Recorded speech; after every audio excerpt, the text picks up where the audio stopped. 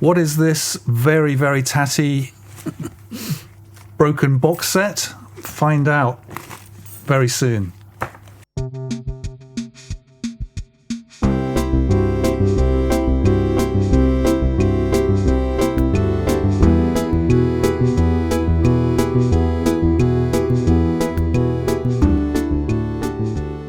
Hello, welcome to this latest episode of It's All About Vinyl. My name is Mark Roland. And my name is Push. And I said I would reveal what this box set is, and I'm not going to tease. I'm going to reveal it straight away. It's quite a state, isn't it? It's in a really bad mess. Did you get it at the time? Yes, Right, I okay. did. It's got water damage on it. I think I mentioned the great flood in my flat where the neighbour left a teacup and left his on the drain in the plug hole, left his tap on, and completely flooded my flat. Well, completely flooded a 10-story building. Actually, this was leaning up against my turntable and got water damaged. It's SubPop 200. Right. The reason I kind of thought about it was because I claimed, when we were talking about valuable records versus cherished records, that my most valuable record was a Fall 7-inch. And I realised during the recording of that podcast that wasn't actually true, that Fall 7-inch was actually I think it was my 13th most valuable record. Oh, look at me, money worthless. bags. And in fact, this is, according to Discogs, my third most valuable record. Oh, okay. But as I said, I don't think so. Yeah. If it was in good condition as it was when I bought it and still had the booklet, as my Discog note says, the box is wrecked, no booklet. Where the hell did that get to? Right, yeah. I mean, so top value for this, £438. £419 for a mint condition. For a minter. Low would be about £3.65. Oh, right. So I'd be surprised if you get £3.65 for it, frankly. I'd give you a fiver for it. Would you? Yeah. Yeah, it's not for sale. I'd give you a fiver for that. My second most valuable record, incidentally. Right. Oh. Fun is this. Nevermind. Okay. By Nirvana. Okay. Which was a big surprise to me because surely there are millions of these. Yeah. Go on, what's so special about it then? There must be something. Well, again, first pressing. It's a first pressing. Yeah, I think that's it. I haven't actually looked heavily into that, but sort of low value is £42.93. Top value is £438. Right. But this is a first pressing. I don't know if it's a £438. What sort of nicks it in? I would call it a VG. Right. Oh, okay. The sleeves are a little bit sort of. It's not okay. It's not an NM. I mean, I keep my vinyl in very good condition, so that's pretty good. That's very clean. Oh, the vinyl. You keep your vinyl in condition, but not the covers. That was not my fault. That was my next door neighbour and his stupid teacup. So yeah. So you SubPop 200. Yeah. Nirvana are on there. They are. Nirvana are on there. Mudhoney are on there. Mudhoney are on there. Soundgarden are on there. Yes. Cat Butt, of course. Right. Legendary Cat Butt. Tad. Is Tad on? I think Tad are on there. Chemistry Set. Green River. Who was sort of Mark Arm before. That's Mudhoney, right. Before Mudhoney. So it's a kind of collection of what was happening in Seattle, the Seattle scene in 1988. Jesse Bernstein is on here as well. The sort of beat poet, I guess, who I got obsessed with him. The track that's on there is really amazing. I'll try and find a link to that and put it in the show notes. It's him reading this poem of his, which I can almost quote word for word, but I'm not going to do it now. Right. But what this led us to, did it not push? It led us, so the fact that this was actually a more valuable sort of record in my collection led us to think about Nirvana. Yeah. And we had a conversation about Nirvana and our various crossings of paths with them. Yeah. So, I mean, for me, I think this was probably the first time I heard them. Right. I was doing a fanzine at the time. Yeah. which I've got a copy here. Yeah. I found it. Scratch magazine. I did this with my good friends James Clayton and Tim Taylor, and Tad are on the cover of this issue 3, December 89 / January 90. So I think this came out the end of 88. That was the end of 88, yeah. I probably got it in 89, I would imagine. Right. And we were doing the fanzine. I think we just started the fanzine in 88. And then Nirvana and Tad did a double-header sort of swapping headline tour in 89 off the back of Bleach, their first album. Right. I think that's right. Yeah, that came out summer of 89. And yeah, the tour with Tad was October 89. And in here, in my copy of Bleach, is because I was a fanzine guy, I started getting sent free records. So you got that as a freebie? This was sent to me for free. Unfortunately, also in the great flood incident, whenever it was, got water damaged. I was so gutted. I tried to make an insurance claim on the guy's insurance, and they wouldn't have it. I said, you've damaged thousands of pounds of my records. Yeah. But in here is the original press release from Bad Moon Publicity, 19 All Saints Road, Notting Hill Gate, 17th of August 1989. This is the biggest, baddest sound that SubPop have so far managed to unearth, say the enemy. John Robb said the potential trump card in SubPop's pack. He wasn't wrong about that, was he? That's probably going to help the value, isn't it? Yeah, I'd have thought so, actually. Yeah, but I thought so. I think there was another one. This is this record as well. Blue, also horrifically water damaged. Yeah. I'm not quite sure when this one was. Is it? No press release in that one, so I can't tell you. It's a bit mouldy. That was, I think that was after the album because I think it was. Has it got Love Buzz on it? Yes. And it's an EP. Love Buzz was the first single. That's right. Which came out late 88. Just about the same time as the SubPop 200. Okay. The single. And the Love Buzz single. Yeah. Yeah. And the Love Buzz single and the Super Fuzz Big Muff EP, Mudhoney, 12-inch, came out. They all came out at the very end of 88. We were just saying that I think certainly the impression I got at the time was that Mudhoney were the sort of actual big stars of the Sub Pop label. They were the one. They kind of came over and did a tumultuous tour, which was very well received, and everyone was really raving about this scene. And Nirvana were not really out of the blocks. No, they weren't. That point. Yeah. There was, the whole sort of grunge thing was the start. I mean, it's kind of weird because I was thinking about this.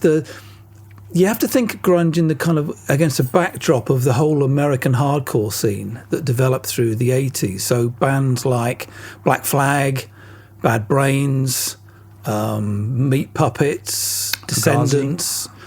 Well, I'd say Minor Threat, which was the band before that Ian MacKaye from Fugazi was in. Mm-hmm. So, and record labels like SST, Discord, which was Ian MacKaye's label. So there was a backdrop of that, Husker Du, there's so many of those great bands that were coming through at that point in time. And the grunge thing came kind of like out of that, kind of, but it was something different again. And it was obviously Seattle was the big place, Mudhoney. There was Sub Pop Records started in 86 and put out Sub Pop 100, which was the precursor to the Sub Pop 200. That was their first release, end of 86. But Mudhoney was certainly the band, I think. I first kind of heard about all of this stuff. My first entry point to it was Super Fuzz Big Muff, the Mudhoney 12-inch 6-track, which kind of landed in the UK in the end of 88. And I remember at Melody Maker it being a big deal at that point in time. The Stubb Brothers were really into it, if I remember rightly. And I was, and Everett True was, and quite a few others. It was a big deal. And Sub Pop, the beginning of '89, they paid for Everett True to go to Seattle and write a report on what was going on in Seattle. And it was mostly Mudhoney that he wrote about. In fact, it's a Mudhoney feature, really, with some other things thrown in. John Robb at Sounds had got there first, I think, he reviewed Love Buzz, the Nirvana single, which came out, as I say, about the same time as that, late '88. He made it single of the week in Sounds. He did an interview with Nirvana. I think that was the first UK interview with Nirvana. And then once you get into '89, when Bleach comes out, the first Nirvana album, summer of '89, it kind of came a bit out of nowhere. Those of us who knew about grunge, had been following it, were ready for it. I reviewed it for Melody Maker when it came out. I beat Everett to it. I think Everett was away that week or something, and I got it. So I reviewed it. But they did kind of come out of nowhere with that album. And it was such a great record. And then they came over to the UK in the October of '89, which is when you saw them, and you did them for Scratch. That's right, yes. So you saw them here in Norwich. Yes, I saw them at the Arts Centre with Tad headlining. Yeah. Nirvana supported. And I remember, because I interviewed Tad, the Arts Centre has got sort of two levels and it's cafe bit. So I went there during the day, met Tad Doyle, I think his name was. Yeah. He was an imposing character. Big guy. I loved Tad. Big guy, big noise. Yeah, that first album was just incredible. And as I suspected, I think he turned out to be a real sweetheart. He was such a nice chap, really softly spoken, really sort of quite cerebral, and really loving playing shows. So I interviewed him downstairs in the bar area, and in a mezzanine area upstairs, Nirvana was sat. Right. And another writer interviewed them. Right. And all I really remember about it is we'd sort of finished our interview, and I was just sort of sat there having a drink, and then Chris Novoselic stood up, and the top mezzanine floor of the Arts Centre is not tall enough for a man of his height, and he whacked his head. Oh, gosh. And he went, "Motherfucker!" And so that was my sort of introduction to the band. And then when they played, it was full. I guess there was capacity is about 300 there, and it was utter mayhem from start to finish. It was one of the best things I'd ever seen. It was so great. Nirvana were amazing. Yeah. I was very young at the time, and I was down the front, and I ended up on the stage. I remember being on my back because everybody was stage diving, and they encouraged it. They kind of loved it. Yeah.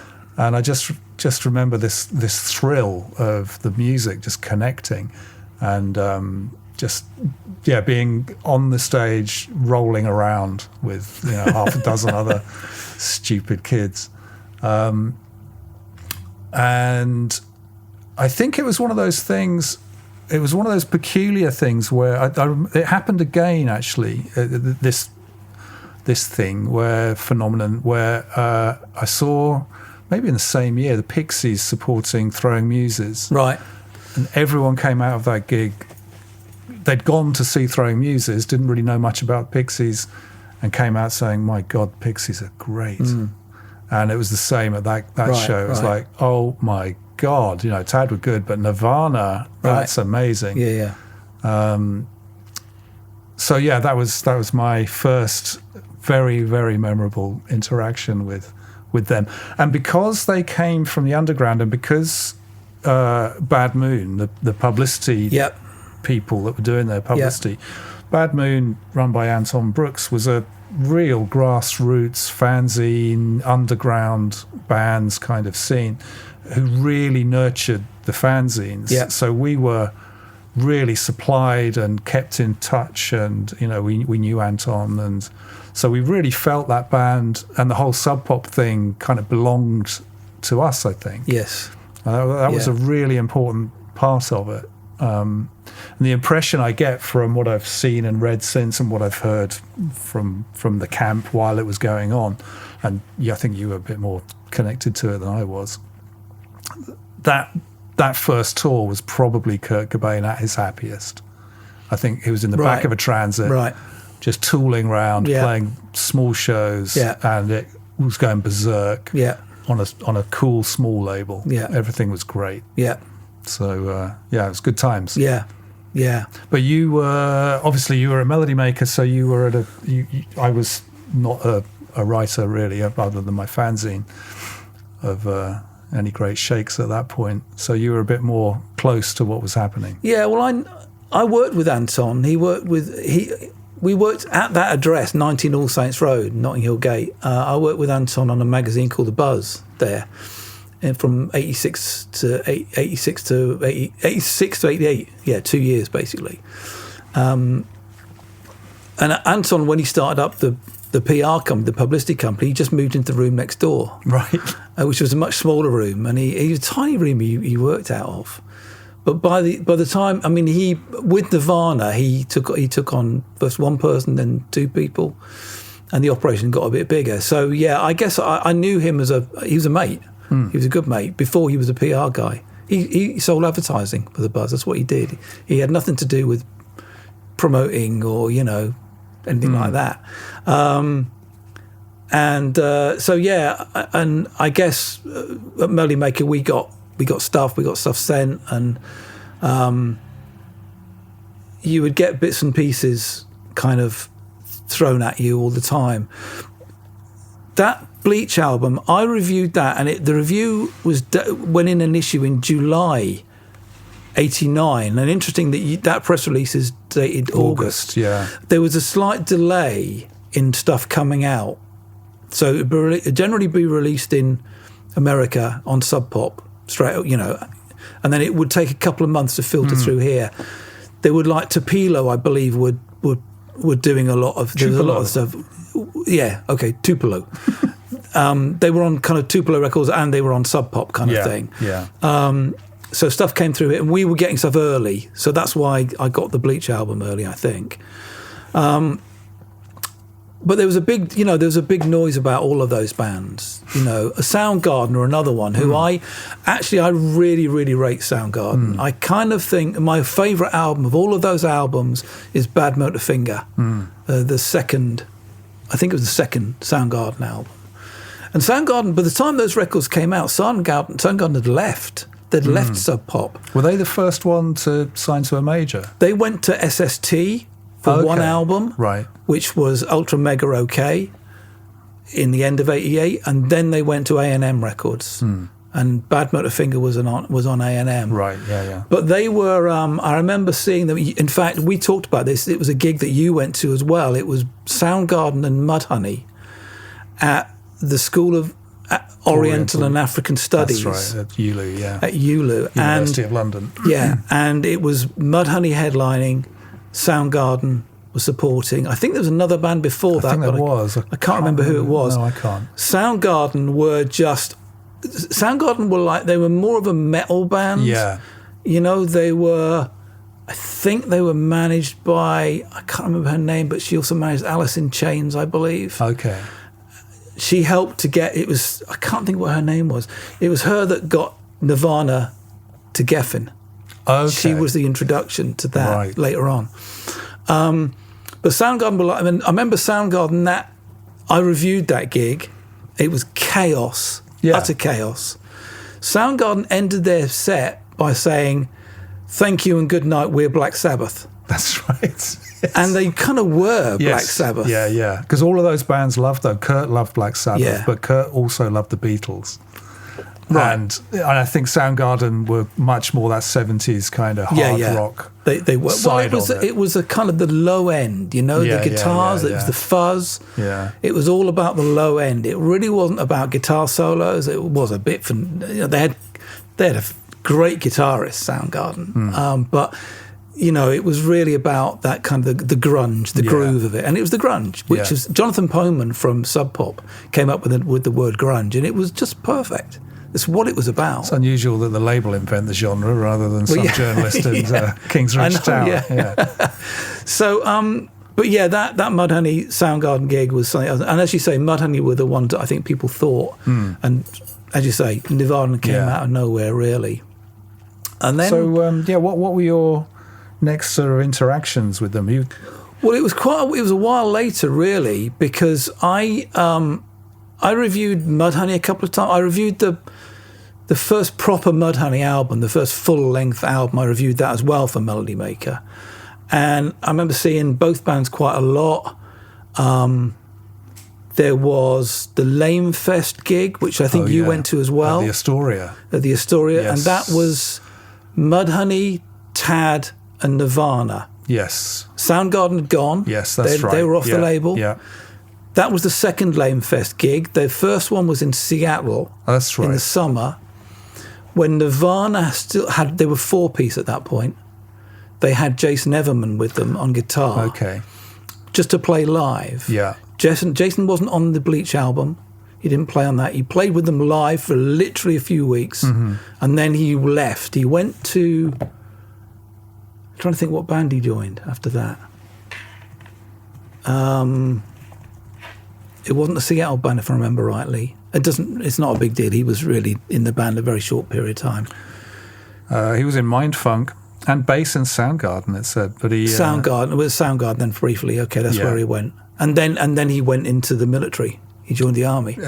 He did. And there's a picture of him here holding a machine gun. Yeah.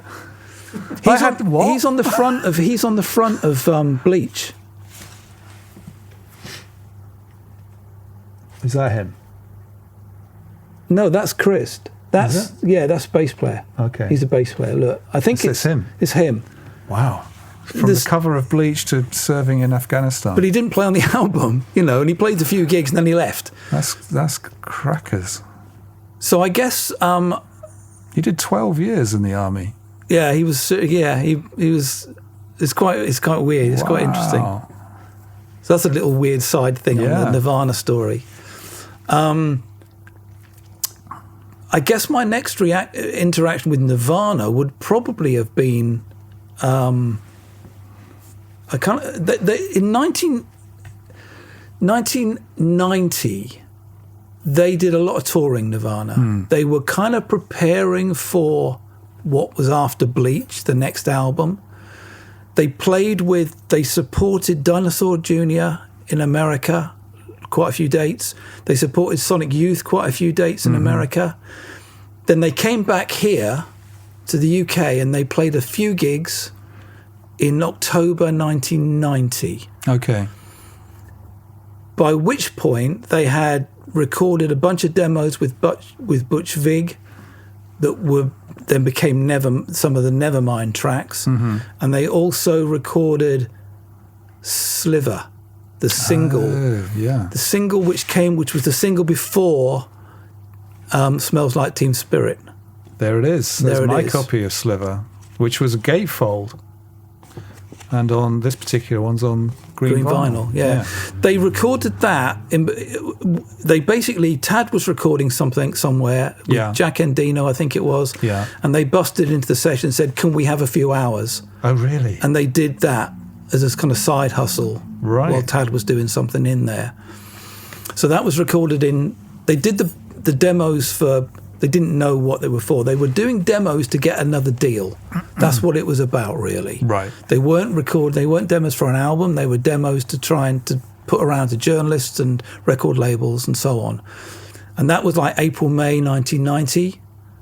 And then they did Sliver in the kind of summer of 1990. Came back, played all these gigs in America, came back to the UK in October, and then they released Sliver in America in December 1990, and in the UK it came out in January. And I interviewed them in October 1990.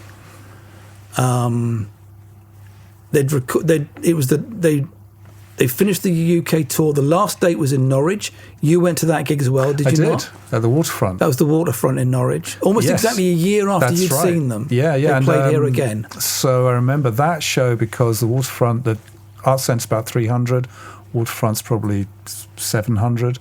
and the audience was about the same from the Arts Centre gig. Really? Yeah.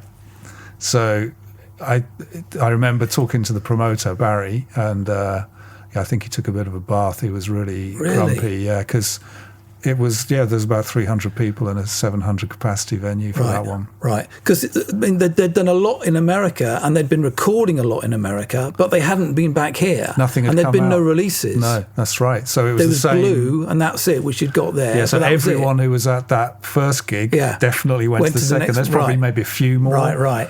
But it wasn't. That's interesting, isn't it? Yeah. So I interviewed him the day after the Norwich gig. Okay. That's funny. I know it because I've got the tape still of the interview. Have you? And it's got the date on it.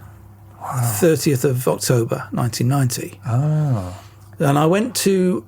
I was supposed to interview in a bar. There's a road that goes between Hammersmith tube station, Hammersmith Broadway, and Shepherd's Bush Green. There's a road between the two. Yeah. And it's like bars and houses and loads of cheap hotels. And they were in one of those cheap hotels, and I'm supposed to meet them in a bar opposite. And I got there and they didn't turn up. And time went by, and I believe there was a phone call to the bar from Anton, the press guy, saying, can you tell the guy, can you find this guy and tell him to go to the hotel? They're not going to come. They're in the hotel still. So I got this message, and I went across the road to this hotel, and it was like, Dave Grohl that was the other thing. Dave Grohl had just joined the band. Ah, okay. So Dave had been in the band 6 weeks. Right. When they came over and played these UK gigs. Yeah. They'd finished Norwich was the last gig. That was the last night of the tour. Right. They were going back to the States after that, back to Seattle. But they hung out in London for a couple of days. And so I went across to the hotel to do this interview with them. And I guess I don't know how long I was there, an hour maybe, or something like that. We did it. They had 3 single rooms, and they were literally a single bed and a little kind of wardrobe and a sink. That was it. Grim. Really, really grim. Yeah, Shepherd's Bush Hotel of the they had no money. 1990, yeah. They were. I remember they were going to see L7 play that night at the Bull and Gate. I interviewed them just down the road from where I lived. Round about that time, actually. Right. L7. Yeah, they threw a load of tampons at me. Different story. Let's keep that for another day. Yeah. The reason why they weren't at the bar, why they hadn't come across, was because Kurt had wanted to dye his hair. Uh-huh. So I think we did the room, I think it was Dave's room that we did the interview in. And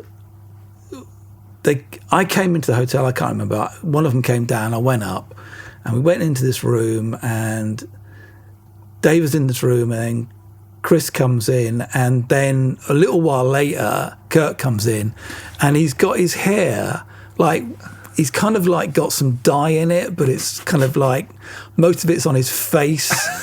And, and he used to dye his hair quite a lot. He did, didn't he? If you see pictures of him, you see him with red hair, purple hair, green hair. And I'm imagining this hotel is like one of those kind of houses that's been turned into a hotel. Yeah, it's like the room is tiny. It's like a bed cell. And breakfast. Yeah. It's kind of like a cell. It's dark. The dingy. The curtains have fallen off. It's it's the end. It's nearly November. It's it's fucking London in the late 80s. It's horrible.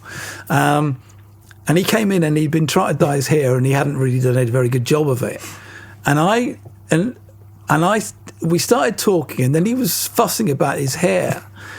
Not fussing about it, but he was, Well, you would, wouldn't you? I guess, fair enough. You're halfway through a dye job, it's not going very well. So I said to him, I used to dye my hair a lot, because I did, Have you got any dye left? And he went, yeah. So we went, so we put him over, me and Dave Grohl put him over the sink in Dave's room, I think it was Dave's room. It wasn't Kurt's, definitely. It might have been Chris, but I think it was Dave's. We put him, and we put more dye in his hair, and he insisted that we did this. So me and Dave Grohl tried to put more green in it. It still looked shit because, he hadn't gone to the hairdressers. He'd done it over a sink in a grubby hotel with me and Dave Grohl. and it was kind of a bit more green than it had been. Really, most of it seemed to go over me. I really seem to remember. And then we did the interview, and it was great. It was lovely. They were really good. Sliver was a weird track for them. It was quite a pop, very straight track, very simple lyrics, and they just talked about that. They were good. They were good in good form. They were good fun. Yeah. I think that's we've got a title of our episode there. I dyed Kurt Cobain's hair green. That's going to get the audience in, isn't it? Yeah. Amazing. So how long did he keep his green hair for? Do you remember? I remember him having green hair. Yeah, he changed it all the time though. So, but what's it? I brought in this tape because this is a tape that has got. It says on it. Well, it's got. I don't know if anybody can. Here's a tape. Is that any? Here's the tape. Good camera work. We'll perhaps put that up. You know. Yeah, we'll scan it. So it's a TDK tape. It's got nothing written on the tape itself, and it says on the sleeve Nirvana, Sliver Dive, with and then a little arrow. It says new single. Oh. And then underneath it says Lithium, In Bloom, plus other tracks. Okay, Lithium and In Bloom. So demos of those tracks. These are demos of Lithium and In Bloom that they did with Butch Vig before they recorded. Before they made the album. Sliver, and Now, these tracks are they've been released on various box sets and expanded versions of things. You can listen to these tracks on the internet. I haven't played this tape since this time, so 35 years. Yes. I didn't play this tape. Well, when I suggested, that's very exciting. Yeah. You've got that Push. We should. We've got a cassette deck in the office. We should give that a listen. You said, nope. I did say nope. You did say nope. Yeah, no. I've got a lot of demos. This is probably up there at the top, but I've got quite a lot of demos, and I've got a couple of thousand tapes of interviews and stuff and things. And I used to record over my I never tapes. did that. I was like the BBC in the 60s. You're a Missing Dad's Army episode, you are. I am. Whereas I do have a cardboard box, a shoebox in the loft full of them. Right. But they're kind of a bit like, I'm a bit frightened to look at them or listen to them. I'm very frightened to listen to them. Well, apart from anything else, they likely disintegrate after all this time. That's a bit of a worry. So I really want to, there's some of these tapes I really want to get and keep, and, this is one of them, obviously. So I kind of want to take some specialist advice before I start doing it, and rather than play them on a little shitty little cassette. Well, maybe. Hey, yeah. Sorry, apologies. I don't want it to break. I don't want it to get fucked up, whatever. So, and the weird thing about it is because all of these tracks are available. Although I don't know what other tracks is. I don't know. I don't know what they might be. There could be something on there. There could be something, but I'd somehow doubt it. Because the music that's contained on this is not actually is available elsewhere. It's not like I've got something that you can't hear. You don't actually know. It's Schrodinger's demo tape, isn't it? I suppose it could be. It could, it could be like a missing. That could be the only copy of a missing Nirvana. I suspect album. Well, weirdly, the writing is It's Anton. That's Anton's handwriting. Okay. Anton Brooks' handwriting, so I'm pretty sure it is anyway. So it could be, I guess, but it's the artifact I think is worth more than the tracks themselves in a lot of ways. Yeah. Unless it's a lost Nirvana album that no one's ever heard and forgotten about. Which it isn't. You don't know that. It's not even Teen Spirit, because they didn't do Teen Spirit until later on. I don't think they didn't do that in the Butch. I think that was after the recordings of this that they did that. So, but that's quite a fun little thing. So that was a delve into Push's cassette collection could be a whole other podcast strand. That's another one. Yeah. You never threw anything away, did you? No, I didn't. And now you're really grateful. I am. I am. Well, having said that, I have thrown away a lot of press releases, and I regret that very much. Yes, I used to chuck them away. You've got that one. I've for got Nirvana. some, and I'm glad I've got that. That one. Yeah. So that was the only time I interviewed them. I was with them another few more times around that. It was the first time I'd met them, and I interviewed them then. But I met them a few more times after that over the course of the next sort of 2 or 3 years. Did you notice, obviously, that first time when you're dyeing his hair, it seemed like, and when I saw them in '89, it seemed like a happy band, that they were having a really good time. Did you note, as time progressed, Kurt's demeanour changing? Yeah, it did. And sort of all of them, really. It wasn't just Kurt, I don't think. Yeah. There were... I'm trying to think in sort of then when we get into the next year, so after Sliver, there's a gap again, and then when did Smells Like Teen Spirit come out? It was around the time of the album. I think it was maybe September '91. Let's have a look. If I can find this quickly. It was '91, that's for sure. So they did this... September 91. Right, okay, so they did the demos with Butch Vig, so that would have been... It was recorded in May 91. Right, okay, so they were recording the album then. So, yeah, Sliver comes out in January 91, there's a bit of a gap. They start recording the album, which was, again, with Butch Vig, who they had to fight for because Geffen wanted to have some other producers, but they really wanted Butch Vig. And so then, so the album... I remember rightly, the single comes out and then the album's 2 weeks later. I think it was really fast afterwards. And the next time, I mean, I think I saw them maybe at some point between interviewing them and maybe somewhere in middle of 91 somewhere. They came to the Melody Maker office at one point. That was later on. That was later on because the baby had been born by then. He was with Courtney, and that actually must have been a good couple, 2-3 years later on, maybe 93 or something like that.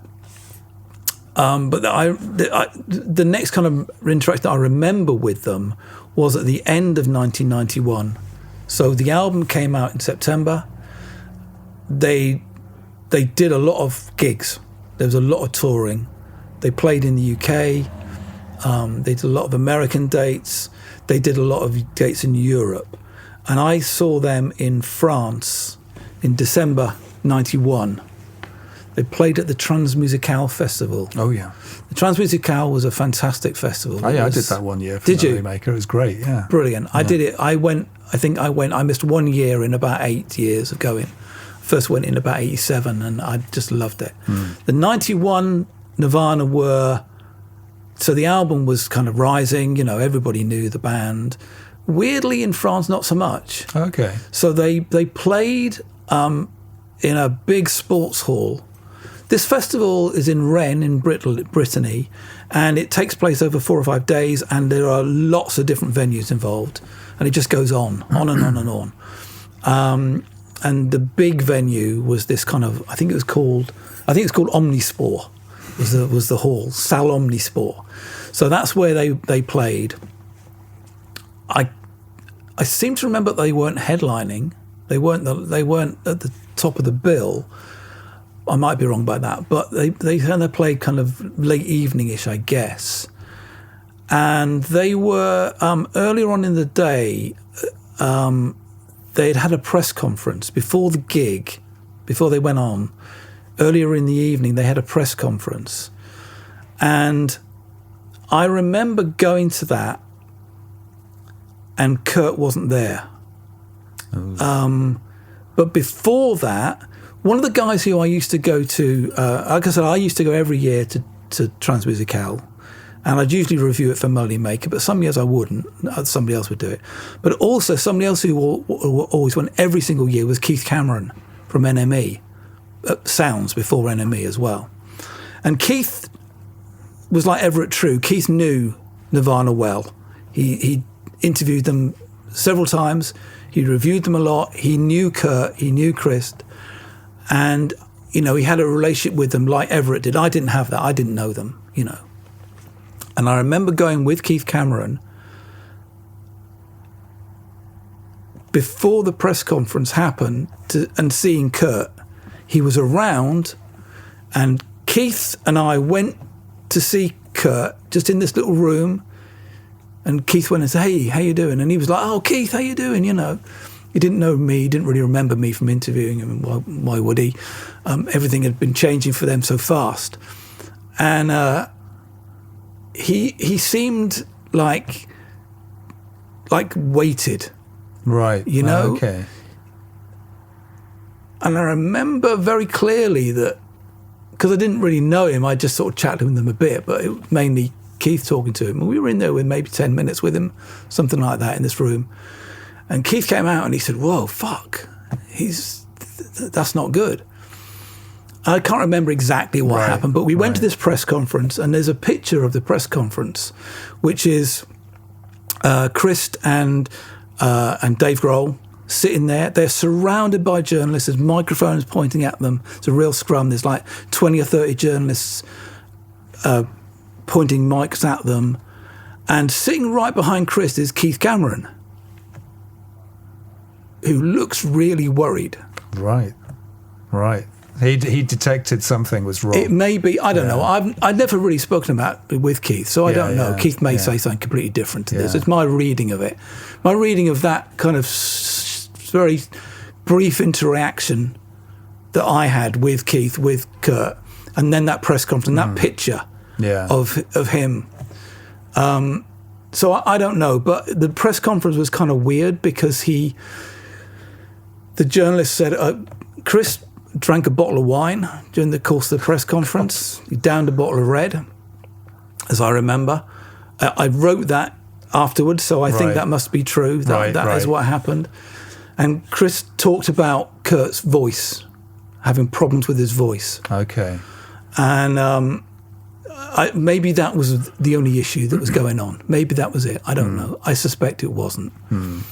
When they played the gig, a couple of hours later, they came out, and the first song they did was Barbara O'Reilly. The Who. They played that. Kurt didn't sing it. Chris and Dave sang it. And they changed the lyrics. There's a line in that song, "It's only teenage wasteland." Is that right? It's only... Yeah. So, "It's only teenage wasteland." They changed the lyrics to "It's only major label wasteland." The album had been out like 8 weeks. That's all. They were all ready. And they were all, you know. Oh God, what have we done? And at the end of the song, Kurt comes up to them because he was there. He just wasn't singing. He was playing guitar. He comes up to the microphone, and actually, I need to, because I wrote it in the review. He said, spectacles, blah blah blah. Okay. Just as this is what I wrote in the review. Just as I realised that they're playing a version of Barbara O'Reilly, the hook line altered to major label wasteland, Kurt grabs the mic and yells, "We're the Who from England. I hope I die before I get Pete Townsend." Right. Okay. And then they played the rest of the gig. Right. Okay? And that was okay. The gig was all right. So here's what I wrote about the review. Yeah. So Sliver, Negative Creep, and this almost goes without saying, Smells Like Teen Spirit are stunning, but a lot of the other songs are severely lacking in sparkle. Again, it's 8 weeks after the album's come out, but it's as if they're worn thin. There's precious little Nirvana can do about it. In fact, some are so awful that I'm embarrassed to think that I'd spent the last 4 days telling all the French journos that Nirvana would be the best band they would see at the festival. Holy shit. Wow. And then I go on. They're not. They're not the best band you're going to see at this festival. That said, the expected trashing of the instruments is spectacularly over the top. And this is kind of weird. And I don't remember this, but I'm only going from what I can read in my review, 30-odd years, 35 years. It ends with Kurt collapsing and Chris picking him up and carrying him out like a baby. Wow. Oh, my God. So...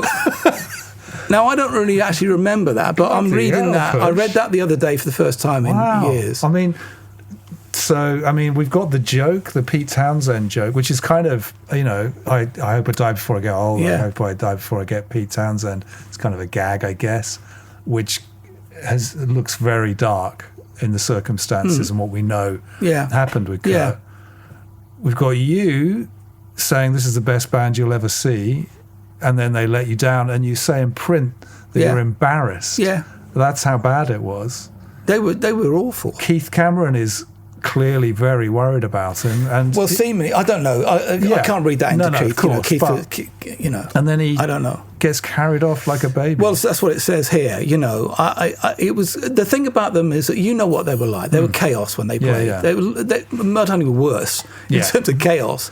But Mudhoney always seemed like their chaos was based in sort of hijinks and having a laugh. Yeah. Nirvana's chaos always seemed to me genuine unpredictability based on something else. I remember them doing Smells Like Teen Spirit live on Top of the Pops, and he sang it in this bass monotone all the way through. Right. He didn't sing it properly. Like he was just couldn't be asked. Yeah. More than he couldn't be asked. He wanted to rub it in our faces or something. Yeah. You know, I'm not going to do this. Yeah. I'm not your performing clown. And I remember talking to Ginny actually the next day. So Ginny who worked with Anton. With Anton, who was my kind of main contact with Nirvana. And I remember how angry she was about it. But also at the same time, I think, saying that, you know, there's something wrong. I think there was a feeling that the American side were pushing them too hard or something. I'm not quite sure. I don't know. Everything had changed, hadn't it? It had gone from the fun transit van, touring, couple of hundred people a night, you know, to major label, and then major label and the biggest band in the world, which in my memory happened very quickly. Yeah, incredibly quickly.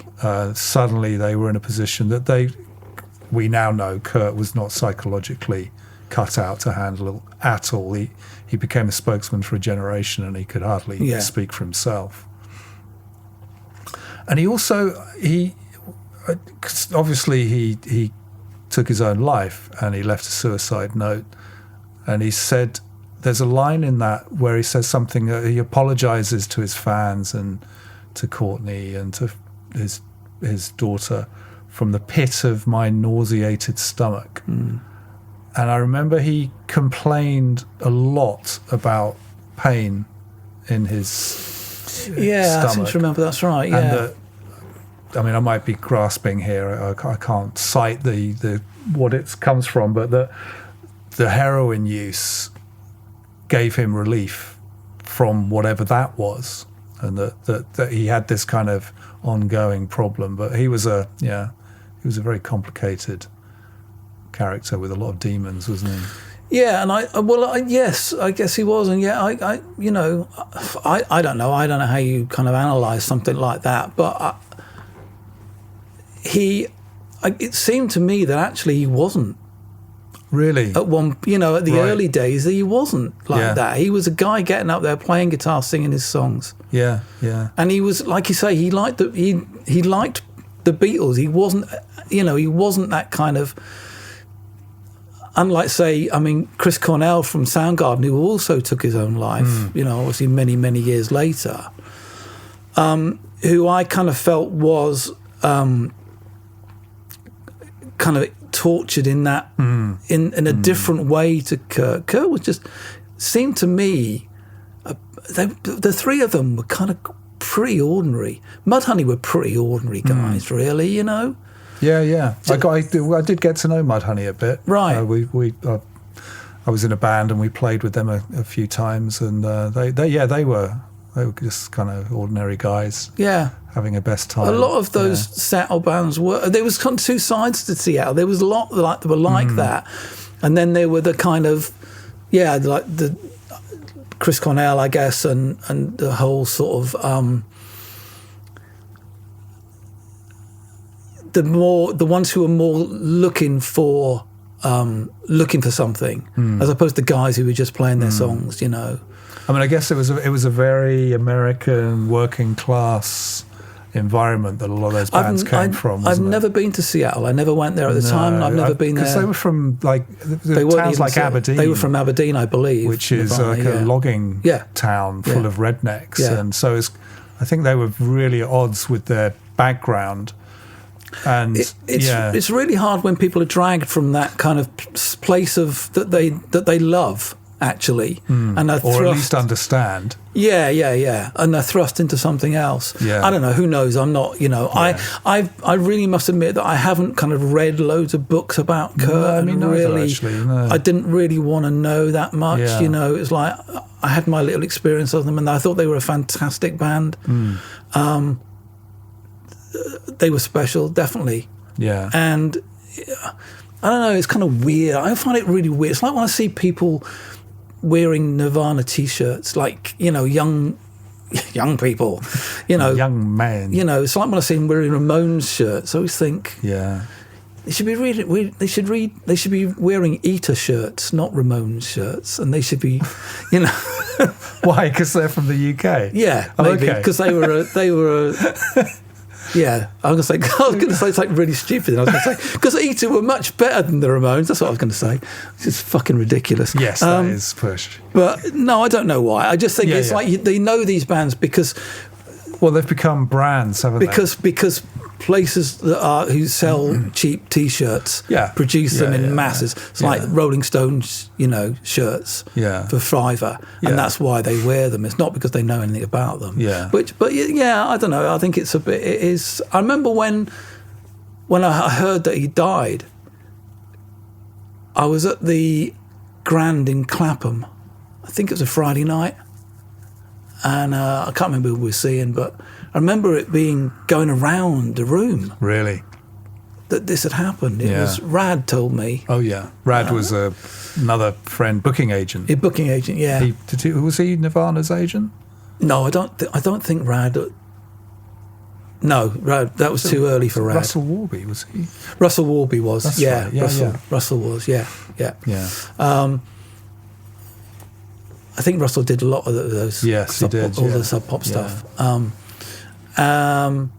But yeah, I remember it going around the room, and then like because Melody Maker put together an issue over the weekend, and I went in briefly, but very, very brief. I wasn't staff, so you know. They put together a kind of like a special issue, and when it came out on the Tuesday, it had a black picture of Kurt on a black background. It was very shocking. Yeah. Although perhaps not surprising, I think, because there'd been another attempt, hadn't there, in Italy, in Rome. That's right. Not long before that, he denied that it was an attempt on his, that he tried to take his life. But I think we all knew that that's what was going on. Yeah. I mean, you know, the Nirvana story is a pretty crazy story. In a lot of ways. I always found it slightly odd that like Chris kind of disappeared. Well, he didn't, but you know, and Dave Grohl went on to huge things with, you know, with Foo Fighters, and rightly so.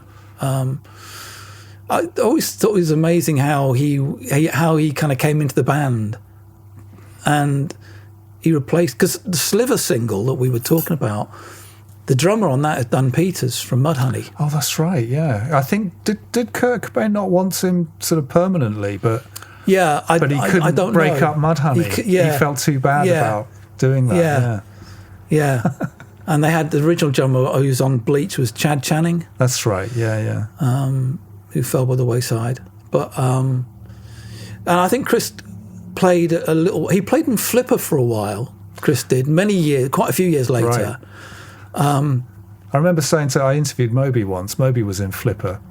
And I said, you were in Flipper. Most people were in Flipper. Yeah, he said everybody was in Flipper. Do you know, the way I was thinking about this, I was thinking about the bands that came before. Like I was talking about the hardcore scene and all those bands. It's like they really wanted...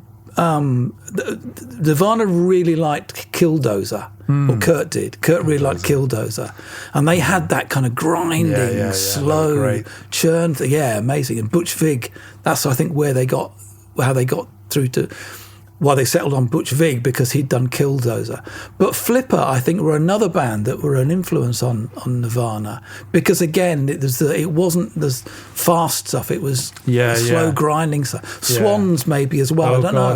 Yeah. You know, and those kind of bands. I'm just remembering that I reviewed what was it, 9 Point Buck or something, the Killdozer album. Right. I'm just wondering if it's in this one, but I don't think it is. Oh, yes, it is. Oh, there you go.